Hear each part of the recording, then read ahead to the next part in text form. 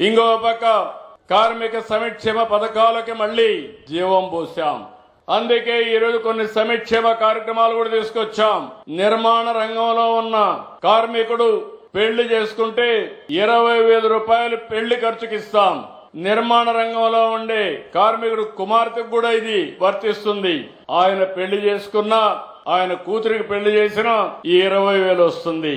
ఒకవేళ ఆయనకు పిల్లలు పుడితే వాళ్ళకు కూడా 20,000 రూపాయలు ఆయన భార్యకు గాని కూతురికి గాని ఆర్థిక సహాయం చేస్తాం. ఎవరైనా నేచురల్ గా చనిపోతే అలాంటి వారికి 60,000 రూపాయలు ఇస్తాం. ఫ్యూనరల్ ఖర్చు కోసం 20,000 ఇస్తామని చెప్పి కూడా నేను మీకు తెలియజేస్తున్నా. కార్మికులు ప్రవేశపెట్టిన మొత్తం 4 కార్మిక కోడ్స్ ని అమలు చేసుకుంటూ ముందుకు పోతున్నాం. ఇంకొక పక్కన మీరు అచ్యుతాపురం, గుంటూరు, కర్నూలులో, శ్రీ సిటీ, తిరుపతిలో ఈఎస్ఐ ఆసుపత్రులు తీసుకొస్తాం.